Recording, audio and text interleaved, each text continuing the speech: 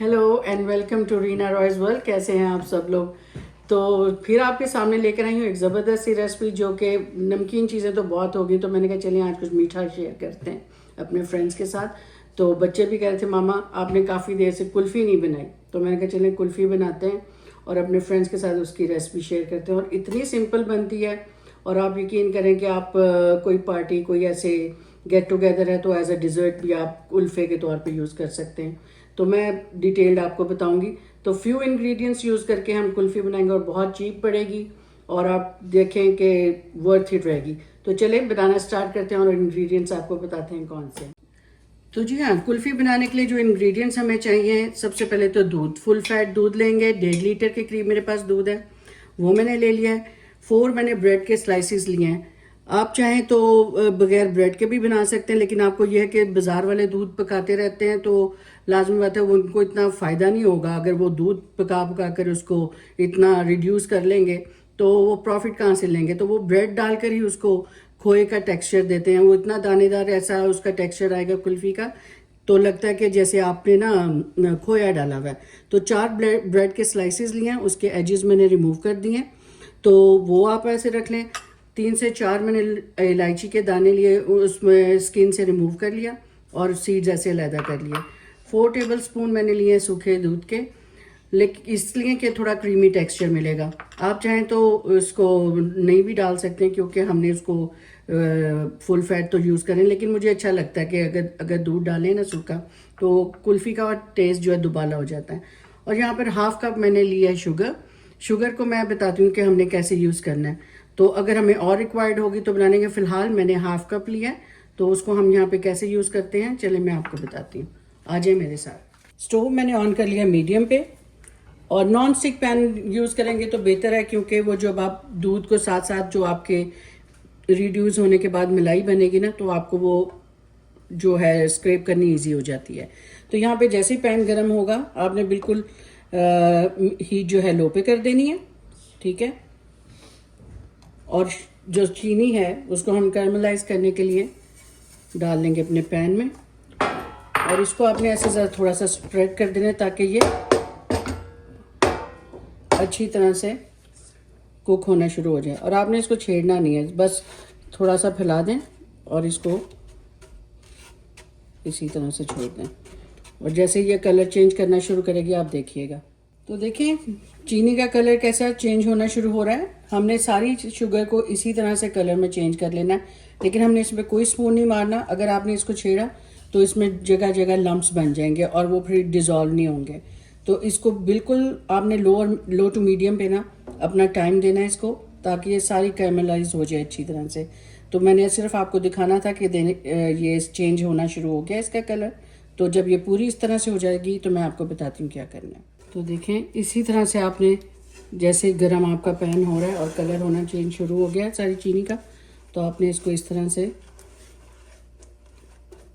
Mix करना शुरू कर देना है। यहाँ पे आपने हीट बिल्कुल लो कर देनी है ताकि जो चीनी है ना बर्न ना हो जाए, वरना आपकी कुल्फ़ी में जो है ना एक जली हुई स्मेल आएगी जो कि बिल्कुल अच्छी नहीं लगेगी। इसको करने का मकसद कैरमलाइज इसलिए है कि आपकी जो कुल्फ़ी में खोए जैसा कलर आता है ना, आपको लगता है कि वो खोया डाल के जो उन्होंने पकाई हुई है, तो वो इससे आएगा, ठीक है। तो इसलिए मैं शुगर को थोड़ा सा कैरमलाइज कर रही हूँ। तो बस इसी तरह से ये सारी कर लेते हैं। मीडियम, लो टू मीडियम ही आपने हीट को रखना है, ठीक है। अब इस स्टेज पे हीट को देखें एडजस्ट करते रहना पड़ता है। आपको पता है कि कुकिंग के दौरान जब पैन गर्म हो जाता है तो हीट डिफरेंट हो जाती है, और जब चीज़ पकना शुरू होती है हमें लगता है कि भाई अब ये बर्न ना हो जाए, तो हीट को लो करना पड़ता है। तो यही स्किल्स होते हैं कुकिंग के, ठीक है। लो टू मीडियम मैंने कर लिया हीट को दोबारा, क्योंकि पैन हमारा ठंडा होना शुरू हो गया था। मैंने क्योंकि बहुत ज़्यादा तेज़ हीट हो गई थी, तो मैंने कहा इसको ना सेव करना ताकि बर्न ना हो जाए। तो अब दोबारा पैन को गर्म करेंगे और इसको मेल्ट कर लेंगे। चलेंगे जब पूरी तरह मेल्ट हो जाती है तो मैं आपको दिखाती हूँ। तो देखें चीनी का कलर कितना ज़बरदस्त सा अच्छा सा कैरमलाइज हो गया। तो इस स्टेज पे आपने क्या करना है कि आराम आराम से जो दूध था इसमें डालना शुरू कर देना। और ये थोड़ा सा दूध जो है हम बचा लेंगे 1 कप के करीब। और ये आपने घबराना नहीं है, ये जो है ना शुगर जो हार्ड होगी एकदम से, जैसे ही दूध गर्म होगा ये मेल्ट होना शुरू हो जाएगी। ठीक है, यहाँ पे चूल्हे को हम कर देते हैं लो टू बिल्कुल लो पे। और ये जो दूध मैंने बचाया इसका बताते हैं हम क्या करेंगे। और ये लो पे जो है ना गर्म होता रहेगा और ये चीनी भी इसके अंदर मेल्ट होती रहेगी। तो आए बताती हूँ इसका क्या करना है। तो यहाँ पे मैंने एक ब्लेंडिंग जार ले लिया, इसमें हम ये बाकी का बचा हुआ दूध डाल देंगे।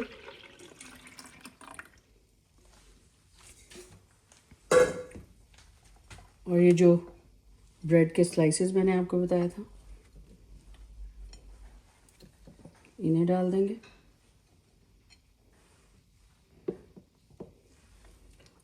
और ये ड्राई मिल्क इसको भी डाल देंगे। ठीक है, और वो जो इलायची के दाने थे इन्हें भी, ताकि इनका भी थोड़ा सा पाउडर बन जाए इनके साथ। और अब चलते हैं अपनी मशीन की तरफ कि इसको ब्लेंड कैसे करना है।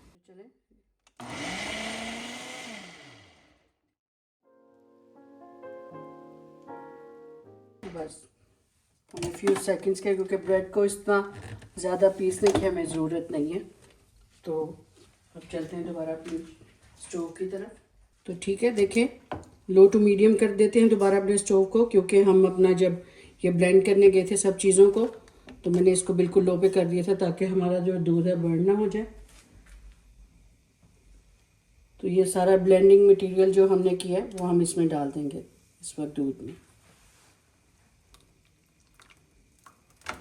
और अब हम इसको इतना पकाएंगे कि ये एक इससे हाफ हो जाए। ठीक है, हमने इसको तब तक पकाना है। इसका 1/3 जब पार्ट रह जाएगा ना, इसकी थिकनेस जैसे रह जाएगी तो मैं आपको दिखाऊंगी।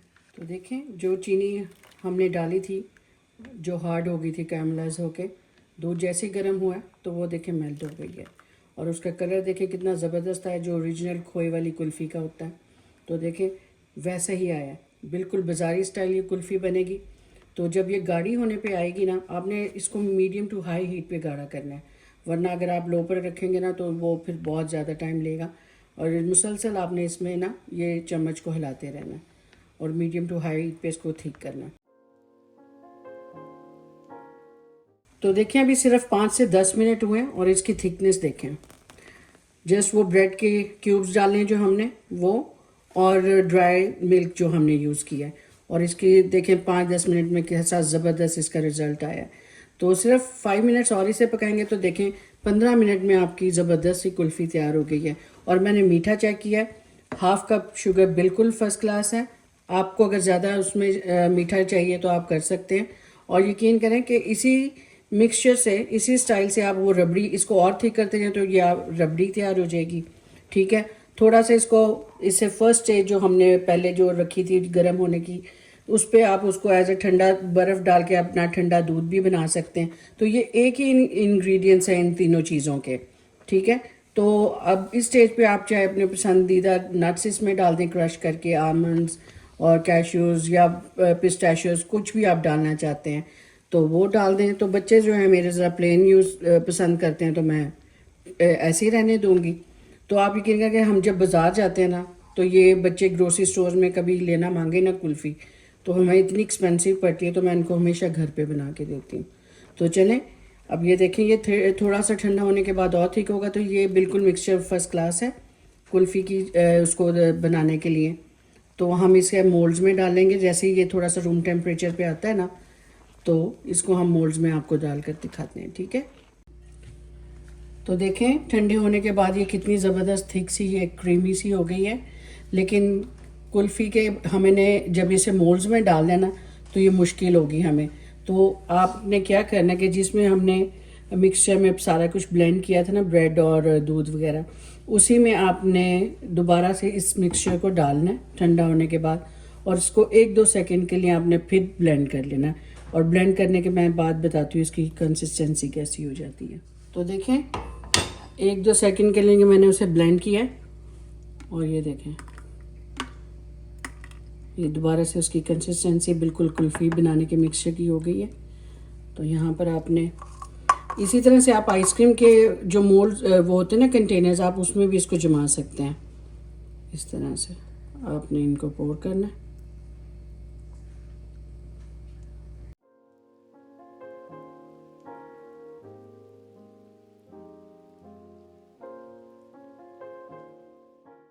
तो देखिए ये सारे मोल्ड्स में मैंने डाल दिया है मिक्सचर को, और इस तरह से इनको बंद करके इनके लिड्स लगा के आप इसको रख दें 8 आवर्स के लिए फ्रीज होने के लिए। तो देखिए ज़बरदस्ती बाज़ारी स्टाइल कुल्फ़ी हमारी तैयार है, और देखें इतनी वर्थ इट है। बाज़ार से अगर आप ख़रीदें तो ये इतनी कॉस्टली पड़ती हैं, तो मैं तो स्पेशली बच्चों के लिए घर में बना के रखती हूँ, क्योंकि जो घर की बनी चीज़ें ऑलवेज़ हेल्दी होती है, साफ़ सुथरी होती है। तो try to make itself, और घर पर बनाकर खिलाएं बच्चों को, फैमिली को, अपने फ्रेंड्स को। जैसे गेट टुगेदर है तो इसे इंजॉय करें। तो मम्मी यहाँ पे हैं, बताती हैं वो कैसे लगी है कुल्फ़ी इनको।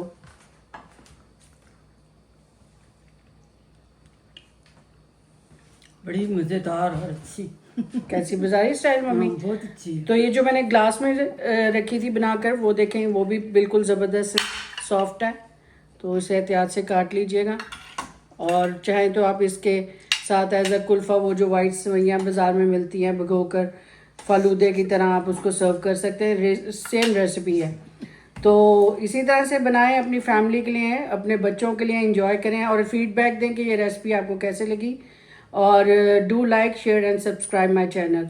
तो मिलेंगे तब फिर आपसे एक नई रेसिपी के साथ। तब तक के लिए बाय।